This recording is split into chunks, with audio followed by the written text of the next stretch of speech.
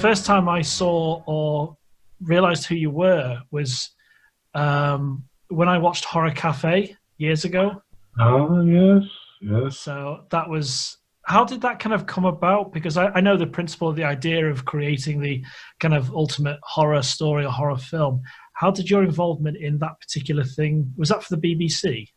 It was the BBC. It was actually supposed to be one of several programs along similar lines, in fact. There'd be the Horror Cafe, the Comedy Cafe, and I don't know what else would have come, but, you know, those were the two. Now, let me just tell you what happened, why the series never came to fruition. Apparently they did the Comedy Cafe, was alternative comedians. Now, I don't know who was involved because it was never actually shown. But apparently, whereas, as you remember, you know, the horror writers and horror filmmakers got on perfectly well. We were all, you know, a lot of us were pals anyway before the program even got shot. But, you know, we all got on very well. Whereas the alternative comedians apparently got on extremely badly and eventually, you know, virtually came to blows. And the producer came out and said, you know, gentlemen, do calm it down. One of them nutted her. And so that's the reason you never saw the Comedy Cafe. And also, presumably, the reason why the series went into limbo. So the Horror Cafe was, you know, the only example of what would have been otherwise a series. See, that's so interesting, because I don't know if you've seen John Carpenter's Body Bags, because he was developing his own alternative to kind of Creep Show. Yes. I obviously, so many people loved Body Bags in when you rewatch it now, because it's had somewhat of a proper release. And yes. I didn't know anything about the series supposed to be past that, and because it's such for horror fans and horror fans of every medium, it's such a wonderful thing to watch, and it's like this little gem that people discover. And when I discovered it, it was obviously a real treat because of yourself, Clive Barker, Lisa Tussle, I didn't know too much about, and then obviously John Carpenter and Clive talking about Hellraiser and that. So yes, it's kind of a little Pete Atkins and absolutely, fantastic. Roger Corman, yeah. How can I forget Roger? Because he's created so much. He's not an icon just because of his work, but because of who he's kind of helped develop, like James Cameron being the most famous example. Well, and Scorsese, actually. I mean, I think it'd be fair to say. Yeah. I mean, I think Roger had something to do with Boxcar Bertha, if I remember correctly. You know. Yeah. But no. I mean, and a great gentleman too, Roger. I'll tell you that. Yeah. Yeah, and so it's. I don't want to kind of labor on that too much, but was the Comedy Cafe, was that going to be like a similar kind of themed room? It would have been another. The whole idea was, you know, to get the six guys round a table and serve them dinner with wine, and you know, just let it be very, very relaxed. I mean, I should explain that. I assume all of them would have been done similarly, but the Horror Cafe runs about 90 minutes, and we should tell folk, you know, I think you can still see it on YouTube, actually. That's right. But we actually shot for about 3 hours, and it was then, you know, edited done. And I mean, I remember once upon a time I did see the unedited cut, but, you know, it was obviously, you know, you couldn't run 3 hours of it on DVD. Well, perhaps you could, because, of course, there was the parallel of After Dark on Channel 4, which was an open-ended show, which you may remember most famously had good old Oliver Reed getting dreadfully pissed and you know and stomping around, reasonable towards some of the guests, actually. Dear me. But I mean, that's almost something a friend of mine does an impression of every so often. For some reason, we'll be watching like Gladiator or the Musketeers he was in, and then one of us just stamp around the room like we've just been on Parkinson or something, you know. Yeah. Oh dear God, no! I mean, well, I'm becoming very random now. You understand, but you know, we're obviously just going to chat here for a bit, and I'm now reminded, you know, one of the very first horror movies I ever saw was The Curse of the Werewolves, which of course it wasn't Oliver Reed's debut because he'd already been in a couple of Michael Winner films before that, hadn't he? That's right. But that was, I would say, one of his first major roles. and he's very good, I think, as the werewolf. But the thing was, this was the first run in Liverpool, and I thought at the time, because I was at that stage, I'd only just started bluffing my way past the X certificate and getting in, pretending to be 16 years old. Yeah. So I didn't know a huge amount about, the whole business about cinema going experience from an informed viewpoint. And I thought that the projectionists had chewed up the copy because it was so horribly and obviously incomplete. My whole first section that leads to the birth of, the werewolf with Yvonne Romain, there were whole chunks of it missing, and jumps on the soundtrack and jumps in the music is always the real betraying detail.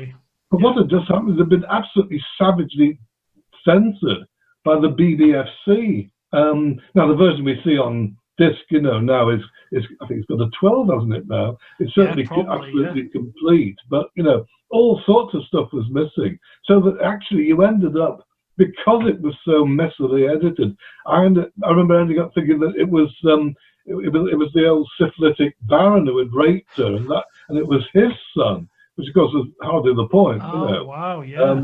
But no, it's amazing. Anyway, I'm going. No, this is kind of where I wanted things to go, because if little sparks of it of kind of where your influences come from, and like obviously Hitchcock tells that story of, or we don't know whether it's a white lie because he's embellishes a lot of things, but he talked about going to jail as a child in a cell for a couple of minutes. Because his father got him locked up for doing something terrible. Yeah, that's right. Exactly. No, I think that probably was true, actually. And it's a wonderful story.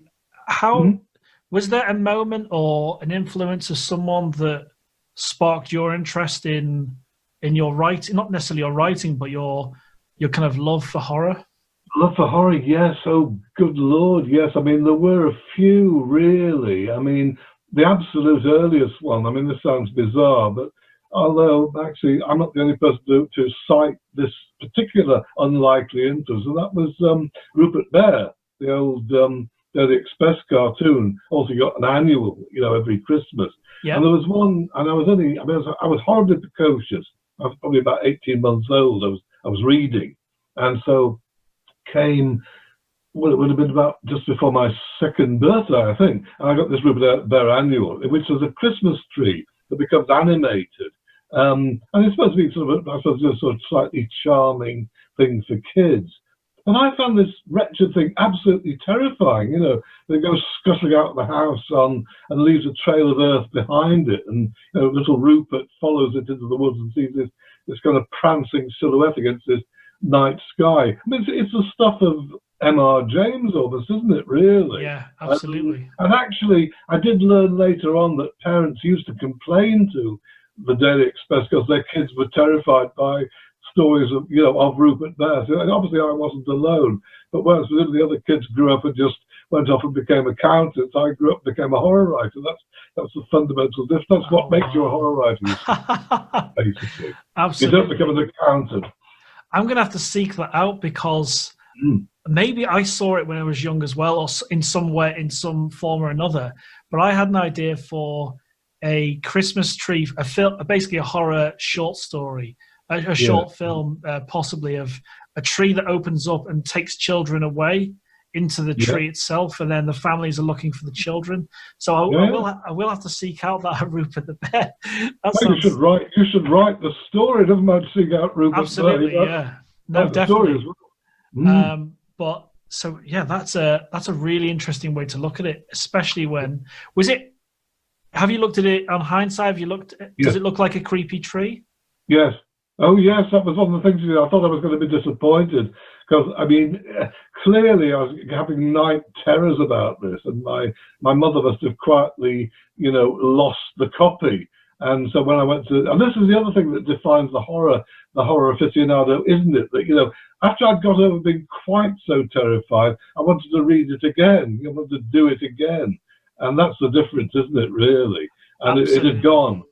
And so it was, I must have been, Lord knows, decades later, found it at a book fair in Manchester, this very annual. It was 25 quid, which I stumped up instantly, to make sure I had it. And And when I opened it, no, it's all there, the imagery. And I can still see why it really disturbed me, you know. I've got that sort of eerie atmospheric quality. And even in the writing as well, there's a sort of little high voice you hear supposedly behind the tree. And I actually thought, no, it's in the tree, you know, don't go following it. I was obviously getting it even then, yeah. That's really interesting, because on a flip side, people that have kind of loved and enjoyed your writing, they must get a similar thing. Obviously, your writing kind of goes down a very dark path in a lot of ways, but that was such an innocent story that you were reading and looking at. Sure. That's a really interesting starting point. And what you say about returning to sources, returning to influences, I keep going back to, there's a core group of horror films, and obviously John Carpenter's one of those influences. Yes. Clive Barker of the last few years, for me, the real appreciation for his work, and especially the first and second Hellraiser films themselves. Like, I'll give you a little thing now, because this lighting is for the videos I'm going to do for the festival. You see, like the announcements, that kind of thing. Okay. And I've got a mist machine that's going to arrive soon, so I'm going to add some mist to it. Oh, okay. Because I loved Dr. Terror. Do you remember Dr. Terror Presents on BBC? Oh no! What did they run? Remind me of basically, I can't remember the actor's name, but it's a well-established kind of RADA actor. I think it was late 80s, 90s, and he'd be dressed as a demon with a cravat and a smoking jacket in a high chair, announcing films, talking about horror, low-budget horror, and it was on really, really late. I think it was like 1 o'clock in the morning, and it was on BBC Two. I think it was Dr. Terror Presents. Yeah. And you know how the BBC used to make kind of little idents of their channels? Like you'd see the BBC Two and there'll be like swooshes or whatever. Yeah. There'll be some sports thing. Well, a lot of those were like knives going in, blood pouring out. So they make a real kind of thing. And he became a kind of a really big influence on me, because my parents' television, they had this old wooden cabinet, and they used to open the doors and kind of hide it away from me when scary things would happen. Like when Bill Bixby would turn into the Incredible Hulk, or the shark would attack in Jaws. So when Dr. Terror was on, my brother would wake me up. He's on now. Should we watch it? He'd close the door so I could see the screen. And there's this demon on TV talking about horror. And then that kind of real connection or love for horror started there. So on a little note, when I've got this whole look finished, because this is kind of almost a finished lighting, I've got these. These are supposed to be plastic, but I'm going to hang these chains, and there's going to be shadows from the chains. And very good. Okay. Because of course, Hellraiser. Yes, exactly. Yeah, and it's such a influential film in his writing, his work overall. Yeah. And was Clive one of the people you knew growing up, or was it just someone you knew based on the Horror Cafe? No, it was the other way around. I did a lecture at his high school, Quarry Bank, when he was in the sixth form. In fact, I was invited there by Helen Clark, who was his English teacher and a friend of mine. And she just not specifically for Clive, she just wanted me to talk to the sixth form about horror, to liven them up a bit, basically. And I remember doing a talk illustrated by things such as reading them the finale of The White Powder, the Arthur Machen, and talking about how this is clearly about venereal disease, at which point several members of staff got up in disgust and left. And played with some Frank Zappa and did all sorts of other interesting stuff. And then, because I was then in the early days at BBC Radio Merseyside in Liverpool, my producer Tony Wolfe wanted to do. He ran the arts show, for which I did film reviews, and he suggested we should do a program about horror and bring in some of these students who I'd talked to. So we duly, Helen selected them. And you could guess who the only student was who talked more than me about horror even then. And that's how we became friends, really, Wow, and then that's fantastic. Came the Books of Blood when well, it was actually when Sphere had bought them, the original English edition, that Clive rang me. I hadn't seen him for years, actually, just basically for advice on his contracts, because his agent was a theatrical agent who didn't know much about book contracts. Also, Clive said, I suspect Clive wanted me to read the Books of Blood, which is fine with me. Because in fact, once I had looked over the contract, which is absolutely fine, good standard publisher's contract, and he said, if you'd like to read any, I could give you a Xerox. And so I duly said, yeah, let me read them. And he said, if you just read a couple, maybe. And I remember he said, Midnight Meat Train, In the Hills of the Cities. I think Dread was the third one. So anyway, I read Midnight Meat Train, and my jaw dropped, as you could probably well imagine. Yeah. And then I read In the Hills of Cities, and then my jaw had gone back again. It then dropped lower, What was the feeling you were having? Was it like, wow, this is a great writer? The sounding, why did I not know about this before, basically, because it was a bit, sadly, I think it would have been a couple of years earlier, had edited New Terrors for Pan. I remember a few years before that, and I can't remember the context exactly. Perhaps we met at a cinema, in Liverpool. But anyway, we bumped into each other. And while we were talking, Clive said, I remember his words actually. Did I know any more some excellent short stories? Those were his very words. At the time, horror, I thought. At the time, I didn't, because there wasn't much being bought, and I wasn't editing anything. Now, had he asked me when I was doing New Terrors, by gum, I could have grabbed a couple of those, obviously, but I didn't. But I certainly do remember saying, I remember seeing Peter Straub shortly after, and just saying, this is an extraordinary new young guy, and you're going to hear about him. And I told him just the basics of In the Hills of Cities, and he said, my God, there's a genius right there. He then, I think I'm right in saying, told Steve King, and it was from this that Steve then, on a panel, came up and said, I hear there's this guy in England, and who may be the future of horror.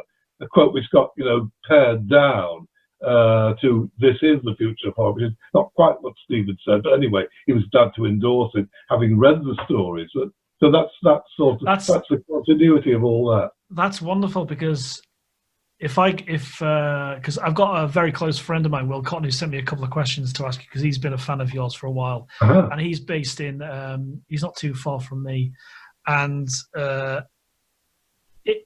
because we kind of watch the Horror Cafe every few years together, because it's such a positive thing for horror filmmakers and writers to watch. And what you just told me gives it such a different context now with you and Clive in terms of the dynamic. So that's pretty wonderful. I've got a couple of questions from Will, and then we'll talk about the festival stuff as well. Okay. Have you seen Color Out of Space by Richard Stanley? I have, yes, I have. What did you think of that? First, straightforwardly, I liked it. I thought it was more like a Stuart Gordon or Brian Yuzna movie that I was quite anticipating. It has some of those, flamboyant effects, where I was expecting something, though maybe after Hardware, I shouldn't have expected it to be that understated. Loved Hardware. I mean, there are long sections of the Richard Stanley Lovecraft film that are, very atmospheric and really build up a sense of sort of gathering dread of nothing very explicit happening just yet. But then, we do get quite splurgy and splattery up to a point, particularly with the merged mother and child, which is a very a truly horrific concept, I think, and actually it's a very harrowing thing to watch. Actually, the way it's played and the way it's filmed. I think the film works very well. I think what I need to do, and I'm going to do it very soon actually, is look at it again, because having expected Richard Stanley's take on the Lovecrafts being pretty close to the original story, it's a bit less so than I expected. As I said, a bit more like Stuart and Brian's films. And so now I'm going to have another look at it as itself, as you need to do, really. Absolutely. Any film that's based on a work of prose. But yeah. But I mean, certainly I'm in favour, and I'm certainly looking forward to his Dunwich Horror, and whatever the third. I believe it's going to be a trilogy, isn't it? So I don't quite know what the third. And I gather there are some kind of little references in the colour. I mean, some of which I got. I think there are, yeah. But I believe there are little. I mean, I believe is it not the trademark of the newspaper? The report that's a sort of Lovecraftian reference too, which I must admit I didn't spot. So that's one good reason to go back and look again. Absolutely, like being able to have different layers, watch these different layers of films. It's a real treat to discover that, even if you don't fully see every facet of something, or when you read a book and you, after a few years and you've matured, you've gotten older, when you reread something, it can mean so many different things to you. And absolutely. I think revisiting books, revisiting films, revisiting art generally, it means so much. Like I went to the Tate Modern in Liverpool a few years ago, and it's the only time when I saw a piece of art I had a reaction to it. I can't explain it. It was really odd, and it was who was it? Ed Harris played him in a character. It's all the lines of paint. He did his summer collection. Oh my God. Pollock. Yeah, I saw Jackson Pollock. Piece of art on the wall. I don't know. I don't know what it was. I just had this reaction to it, and I'd seen his stuff years before. But when I saw it in person, I was just kind of taken aback by it. There's no I wasn't reading into it too much, or I wasn't seeing any particular meaning. But seeing things in a different way, like when I'll be completely honest with you. When I saw The Thing, John Carpenter's kind of remake or his interpretation of the original story, I didn't like it. I was about 17, something like that. But then a few years later, when I started making short films, started to write my own little, very small short stories, that kind of thing, I revisited it and I watched it in 16:9. It's anamorphic aspect ratio. Yes. And I'd seen it in 4:3. So when I saw it in its original aspect ratio, there's something visually appealing. And then when you hear that score by the late Ennio Morricone, it's such a wonderful piece of work. And that like you were saying about the merging of people in a film or in a book, there's something so sinister about that violation. When that happens in The Thing, where you see like the creatures trying to develop into a wolf, and then there's the first version of the monster they find, and then it's developing into a human or trying to develop. That idea, it's kind of wonderful to visit, but the idea of it happening to yourself or someone you know is so horrific, Oh yes, absolutely. And I do very much agree with you about this whole thing of going back. I mean, there are all sorts of films that I didn't like at all when I was in my teens, and then decades later, and I think absolute masterpieces. Absolutely. But Blade Runner, I didn't understand Blade Runner when I was young. But when I revisited it, when my kind of brain switched on, when I first watched, I think it was Maltese Falcon was the first film where my brain switched on to cinema, and then I kind of exploded from there. And I finally understood what was going on. When I revisited Blade Runner, it was such a marvel. It was such a marvel. Yes. Oh, to conceive that I didn't like. If I look back and say to myself, you're going to love this, but I didn't like it because I didn't understand it when I was obviously much younger. So like revisiting stuff, it's kind of wonderful, like if I reread The Witches by Roald Dahl again, I'd probably see so much kind of other stuff in it, I would think. And here's another thing, actually, because again, certainly when I started going to see horror movies, well, there were a couple of things really. First of all, if it had an X, I wanted it to have a reason to have an X. And actually, that wasn't just horror movies either. If I saw any film with an X, if I came out at the end saying, well, why did I have an X? Or I thought, well, that's no good then, is it? Can't they, And of course, there are all sorts of great movies that got an X that would have a PG now. But in those, in the 60s, early 60s, when I started out really seriously watching films, almost anything could get you the certificate. And in terms of horror films specifically, you know, if they didn't actually horrify or frighten me, I thought, well, you know, I've been cheated then, haven't I? You know, I mean, if it had atmosphere, that's great. Yeah. You know, I'll have that. You know, or if it's scary, yes, that's the best probably. Or you know, if it's gruesome, that's good too. But you know, if it's say, I don't know, From Hell It Came with the famous, you know, trundling tree with the face on the front, you know, just thought, well, what the hell, you know, why did that get an X? But now, I mean, I love that film. It's great fun, you know, it's very funny. But, you know, I can enjoy it on a wholly different level. And all sorts of other films of that period that, you know, again, are not really very, you know, frightening or horrifying, but they're very interesting historically or sociologically. I mean, one that never really worked for me, and still doesn't in its own terms, I'm afraid, is the original Blob, you know, with Steve McQueen. Yeah. On the other hand, it looks great, and you know, it's an actual Christian attempt to do a horror movie, and this is why the teenagers are so clean cut. I think it's sort of an attempt to present, you know, teenagers in a very positive light, as distinct from, you know, Rebel Without a Cause, Blackboard Jungle, and the rest of the films against which that was reacting. I mean, still, you know, I mean, and the Blob is pretty good fun itself, the actual creature. But you know, I mean, it's one of those cases where I do rather prefer the remake. But I think it's a fascinating film. I mean, it just doesn't work in the terms I assume it's meant to work in, which is a teen scare show. You know, maybe. And at the time, I just felt, you know, this is not frightening me, so it's no good then. Was it obvious in terms of an idea, like you say, a Christian attempt to make a horror film? Was that evident when you were watching it originally?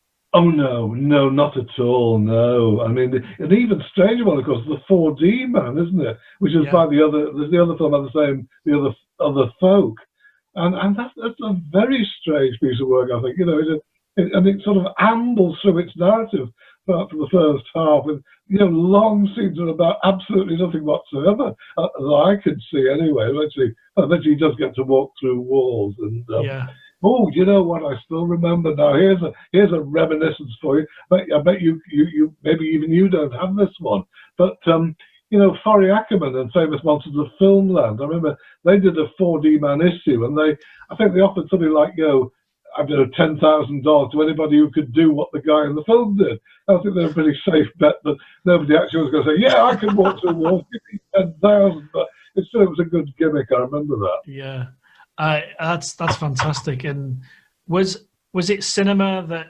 influenced your writing originally? Would you say it was going to see these X-rated films, or the horror films you started to love? Was it that was the real spark for what you came to do?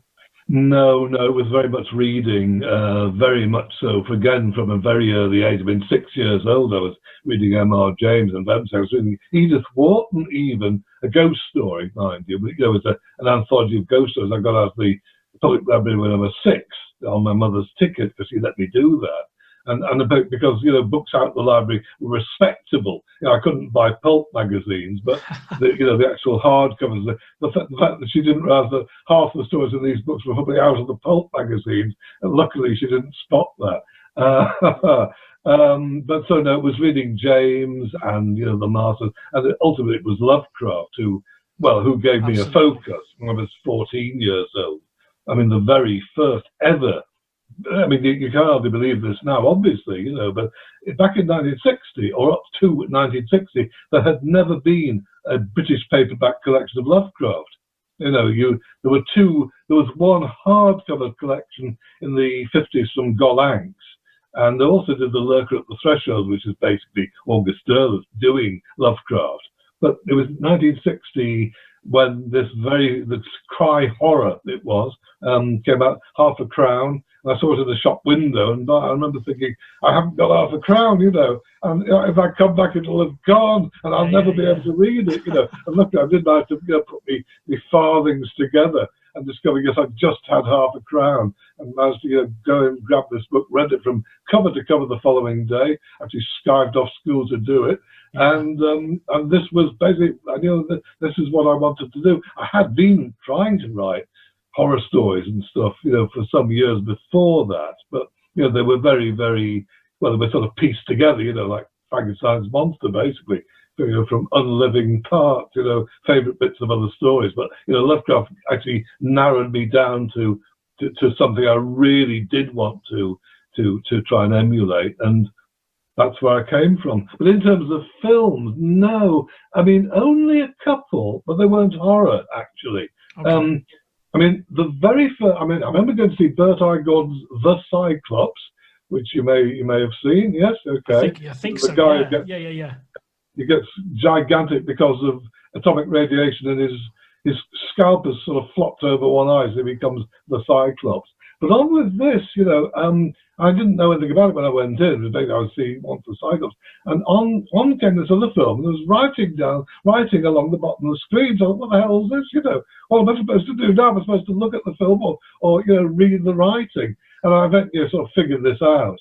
And after about 15 minutes, I thought, what am I looking at? I don't believe I'm seeing this on a cinema screen, This is so far beyond what I could imagine you could get away with showing. And this was Buñuel, and it was Los Olvidados, the known as the Young and the Damned in Britain, which is basically Mexico City in the 50s about street gangs. And I mean, City of God, does similar things later on.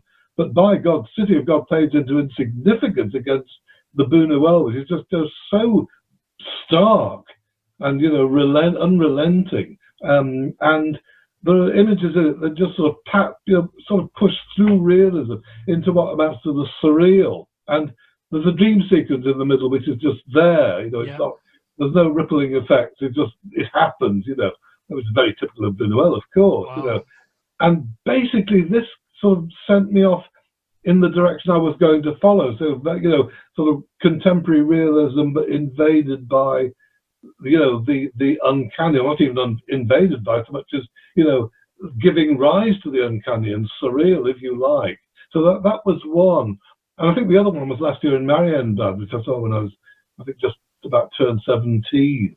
And I sort of reeled out of that, not really know what I'd gone through, but, absolutely haunted by it. I still love it. I saw it on Blu-ray just the other day, and it still works for me. And it's still amazingly disturbing, and just with a cut, just the sort of undermining all your sense of where you are, when you are, it's more disturbing than many a horror film, I think. And I think that also kind of, gave me ideas too. Absolutely. And, when you're reading especially, your imagination, depending on how it's firing, can send you off in all sorts of spirals. It can really kind of scare you or make you happy or whatever the type is. Really kind of that's what I love about reading horror and looking at some content from 2000 AD or reading a novel I've not read for a while, like a couple of Stephen King's and a couple of pieces of your work. And when I reread these, they mean so much, like we go back about revisiting. When you revisit a book, it's like, oh my God, I read that when I was a child. It's the kind of effect you have and the realization, I can't believe I read that when I was younger. But if you've got a stable mind, then you can read that and be horrified by it, but it doesn't kind of affect you, outside the context of reading it. But it's tell me this. I'm sorry, I'm just thinking aloud. Do you sometimes find that things you revisit you find more disturbing, more difficult to take than you did? Yes. Absolutely. Like let me have a think about it. Let me come back to that. Let me give you mine then, if you like. Okay, absolutely, Well, I think in many ways it is a horror film, but not in any remotely conventional sense, and that's Pasolini's Sarlo.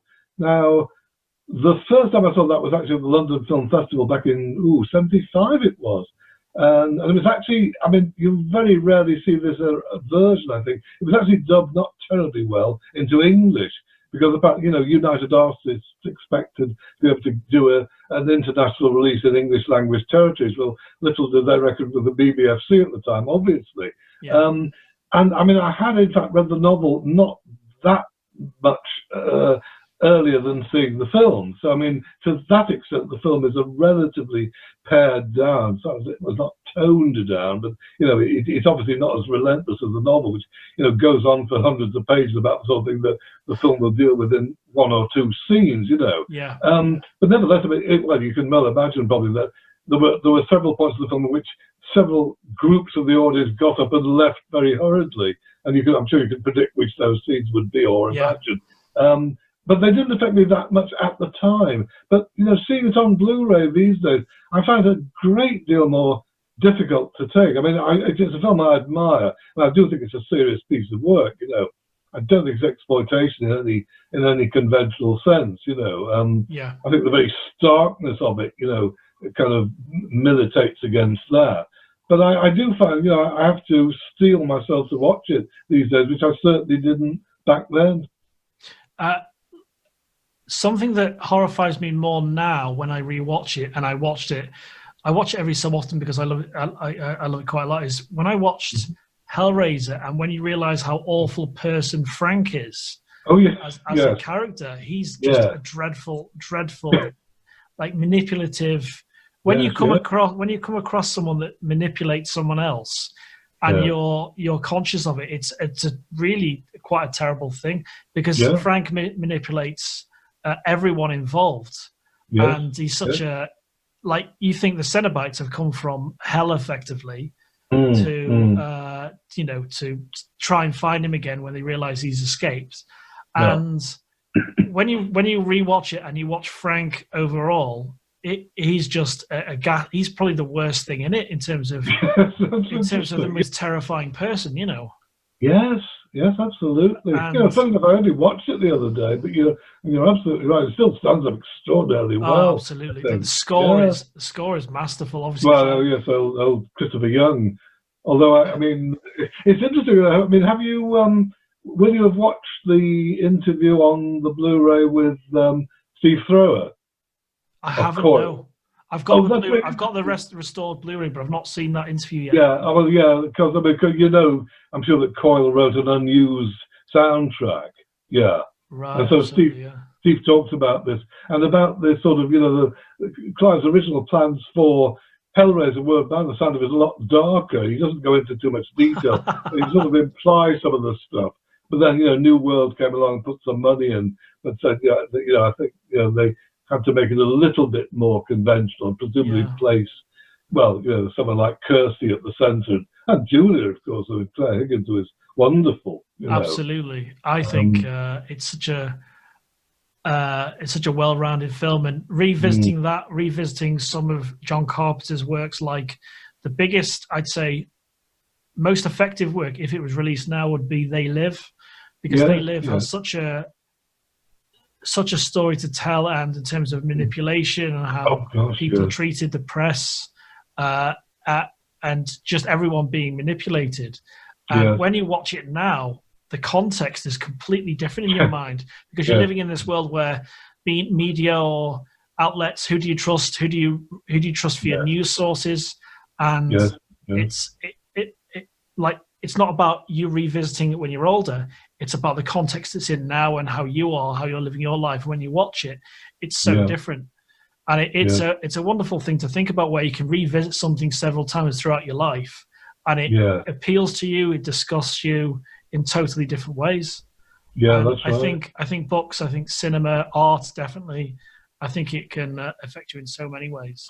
Yes, I mean, just to get off the top of my head, I was just reminded, but, you know, one of the great manipulative, actually in a way manipulative, the film too, but in a good way, you know, but a film about manipulation, one of the masterpieces, surely is Vertigo. Absolutely. Absolutely.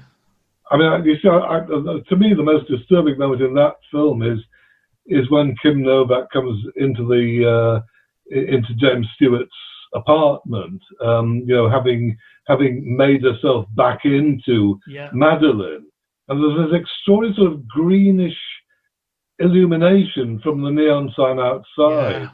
But it ties in with how his mind, when you see his mind with the head, the colours. That's right. So beautifully, visually. Not merely that, but actually it is in fact the colour of the outfit that she wears when he first sees her. You know, oh, it's such a manipulation. It's probably one of the greatest examples of that. Yeah. And but the thing is, I mean, you know, as she comes toward him, but she's actually coming toward us. I mean, there's this terrible sense of appealing, you know, pleading with the audience, but also, if you like, pleading with Hitchcock, given that, you know, Hitchcock wanted Vera Miles, who got pregnant, so she was, you know, out of the running. And in a sense, you would see Kim Novak sort of pleading with a director, you know, am I what you wanted me to be? Am I, you know, what you wanted me, what you've made me into, if you like? I mean, it's extraordinarily disturbing, that image, I think. It's very difficult to shake off. I think you'd want to. That's something I find almost... I find it really appealing when manipulation or horror is done extremely well. And when you watch that, it's like... It's so terrible because you're really breaking this guy.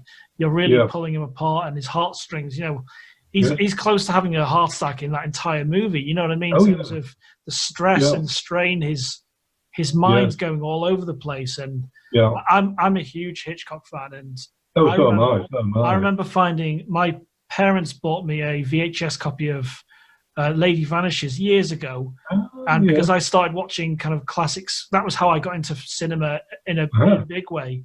And they bought me Lady Vanishes, and had a Tony Curtis introduction about the film. So Tony Curtis did a series of introductions, and he had the kind of white cravat, black shaped gloves. He was a bit of a character. So that's where I love Tony Curtis from, is from those videos. Yes. And I saw Lady Vanishes, and I loved his early English films. Yes, I loved his later films, and I like a lot of the Hitchcock Presents as well. Yes. So he's been not necessarily an influence on my working life or my life. It's something I kind of refer back to quite a lot. And he's such an appealing individual in many ways. And when he creates a masterwork like Vertigo, it sticks with you. Visually, it's informed. Like the start of the film is the start of The Matrix. When they're running on the rooftops, it's almost shot for shot when you watch the two together. Yeah, that's right. That's right. So he's influenced, and like in many ways, you've influenced so many people. Look at the influence you had on Clive, and Clive. I would say Clive would say the same thing in terms of the influence and drive you've had for writing. He's had for what he's gone and done. You know. Oh gosh, yes, very much so. Yeah. And what do you think of the kind of current crop of horror or horror filmmakers? Have you seen? I think that a lot of talent on, you know, prose and film. You know, gosh, and the other thing, whenever I answer a question like this, I always feel, you know, I'm going to leave people out, and you know, oh God, I forgot to mention, you know, whoever it was that it may have been. So I'm just going to stay with filmmakers for now. If you don't mind. That's fine. Yeah, that's fine. Yeah. Yeah, I mean, there's so many writers. I do think we're in the middle of a renaissance in horror prose and horror film, actually. But I mean, just a few off the top of my head. Then, I mean, I did very much like Hereditary and Midsommar. I thought they were both. Oh, you know, fantastic!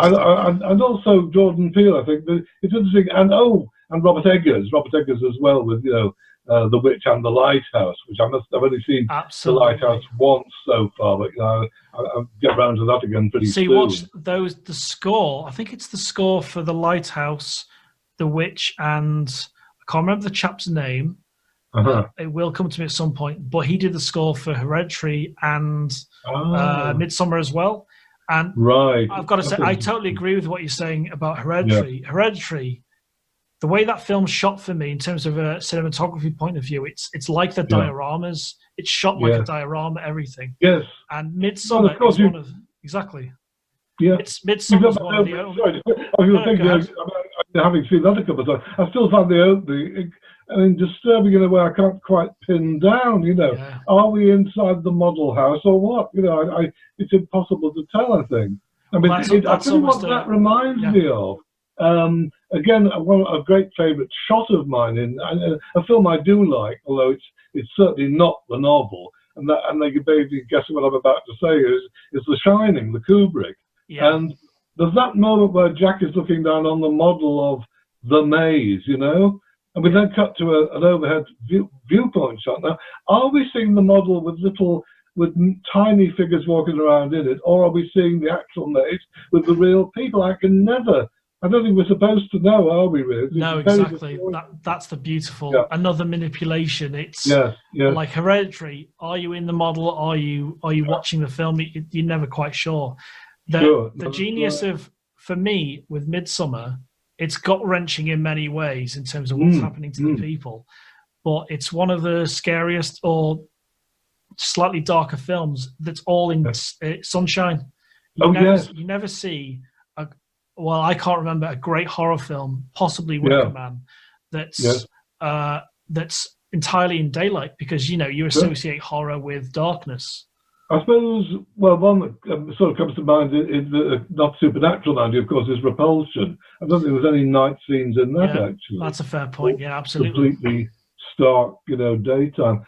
I mean, the other thing very much about all those films I just mentioned is, they don't go particularly for, pop-up shocks. It's a sort of sense of just accumulating dread, really, throughout, just a gathering of something very menacing, and it works extremely well for me. Now, let me think, who else are we thinking of now, or am I thinking of? I mean, Vivarium I liked a lot, yes, and Without Name, which is by the same writer and same director. Both of those again have this sense of, I mean, I love the opening, a very early scene in Vivarium with the estate agent who is somehow horribly wrong. There's something not quite human about him. He's almost got this about being like a human being, but not quite. I love that scene. I like the whole film, but that particularly. And The Hallow, I like a lot. Yeah. Another Irish horror movie, independent. The Borderlands, I remember as being. Not every found footage movie does work for me, although Blair Witch terrified quite considerably out of me, actually. That achieved. I saw that before the hype, actually, funnily enough. It was friends of mine, Krista Faust and Dave Shaw, just said, watch this. It's a horror film in the form of a documentary. So I knew it was fake, but it just worked extraordinarily well. I'm sort of straying off the point here, aren't I? No, this is perfect, really. Yeah, all right. I'm sure there must be. See, here I now hit the point of thinking, but I've left something out. What the hell have I left out? Yeah. I will just say, while I'm, just rambling on here, that the one filmmaker, I mean, he's obviously been going for quite some time now, but the one filmmaker many of whose films I found absolutely terrifying, or whole sections of, and sometimes most of the film, is David Lynch. I mean, absolutely, just that straightforward. That straightforward. There were points in Far Walk with Me and Lost Highway, particularly, and Mulholland Drive, where I actually found myself quite seriously sitting in the cinema saying or thinking, if this goes on much longer like this, I may have to get up and leave, because I don't think I can take this. I have to come back and see it again another time. Never quite got that far, but close. Yeah, absolutely. I've walked out one film, because I used to work in a cinema in Chester. I walked out one film, and I nearly left the last Indiana Jones film, because I felt, I love, his films, Spielberg's films are fantastic on the whole, and I've always had an affinity for his films and a wider variety of horror now. I love his influence on Poltergeist, the film, is really evident.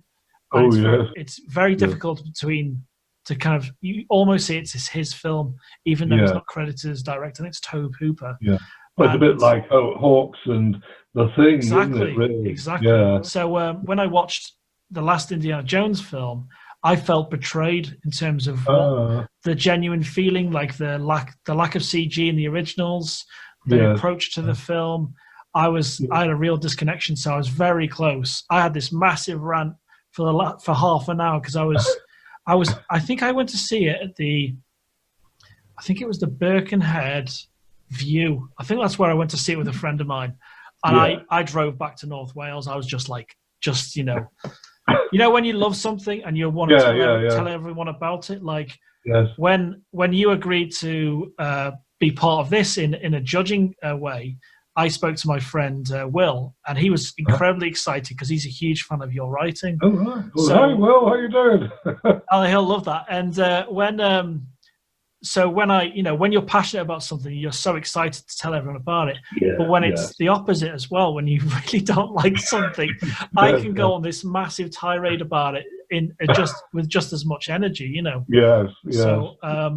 So just going on to the festival a little bit. Okay. So it's going to be a really simple, straightforward process, and just having you on judge these films, I think people are really going to gravitate towards it. And we've actually just confirmed another judge, which I'll tell you about in just a sec. So I'm having someone like yourself, Ramsey, in terms of the writing world, be a judge on people's films. I think people will really, really love that. And we've got a second judge called Dave Kendall, who's a horror artist, and he's actually illustrated. I found him based on looking for your name on Instagram, and he did a couple of pieces of work about. It was a nun with her twisted fingers, and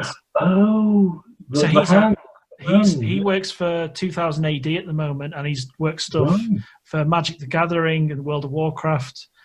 So he's going to be like a visual judge, and I'd like you to officially to be a judge on storytelling within the short film. So it'll be, I think I mentioned this in the email, it'd be like, I think a maximum of 5 films, and they're all going to be 1 to 5 minutes each. And then there'll be like a 3-week window where we just need what you think, and if you wanted to do a little video, which I can help you with, saying why you've picked it towards the end of the video.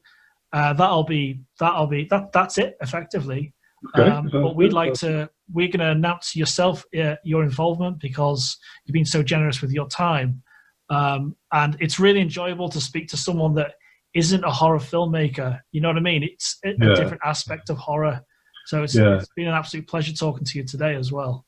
So, my pleasure. So the submissions open on the 1st of August, and we're giving them a huge window of opportunity to make their films. And we're accepting films for within 2020. So if they've made them in 2020, that's great. Right. And then the closing date's the 1st of October. And then there's a 3-week or almost 4-week window where we need you to pick your film. I'll help you record a little video, possibly on Zoom, about why you've picked it. And that's it, really. Okay, sounds good. Then there'll be. So this kind of started because I love horror so much. I created this Isolation Film Festival, and we had submissions from over 5 continents, from all over the world, and we had no financial backing, anything like that. But we had, I think, over 100 films, and we had the variety of horror, sci-fi. We had all sorts. So after that success, and we've got backing next year for it, financial backing, to kind of market it a bit bigger. I wanted to do not horror version. I wanted to do a horror thing that's completely different. So if you see any of the little videos of me on that festival, they don't look like this in terms of the shot. Right. So I wanted to give it a completely different vibe and make it for horror filmmakers, not because of Isolation, but to give them another creative avenue for their creativity. Yes. So does that sound good to you? It does indeed, yes. Excellent. I really do appreciate your time, Ramsey. It's been an absolute pleasure talking to you about movies and everything. Oh, my pleasure, Alex. If I may be so familiar, that is. No, it's great. And I think what we'll do is we'll release a little snippet of this episode in like a couple of weeks or so about your involvement, and I'll use some book covers. I'll send you the example announcement video about your involvement, and then make sure you're happy with that. It's going to be a friend of mine's going to score it. He's going to write some horror music for it as well. So as long as you're happy with that, I'll release that online. And then okay, that sounds good to me. And thank you so much for taking the time out of your day as well. So just a little question: how have you coped? How has things been with your isolation? Well, to be honest, it's made no difference. Oddly enough, I'd started a novel, writing a first draft of a novel, before the lockdown. And in fact, I finished the first draft just, good God, last week it would have been actually. Oh wow! I write every day anyway. I'm up here at my desk where I'm talking to you right now.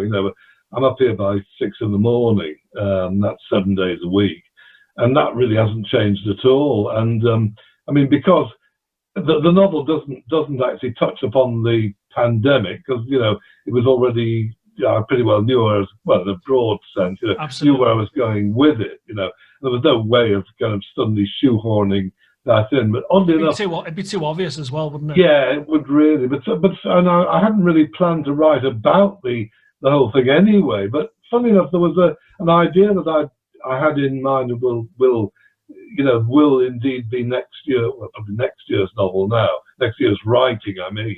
But in fact, I thought, well, actually, the pandemic could very well be a very relevant background. So I didn't plan to write about it at all, but now I probably will in a way. But we'll see. Well, thank you very much, Ramsey. We're just missing restaurants, basically. Absolutely, yeah. There's a Chinese restaurant in Liverpool called Tai Pan. Yes, Tai Pan. We know it. Absolutely love it. And very good. My future sister-in-law, she lives in Manchester. There's a Tai Pan there.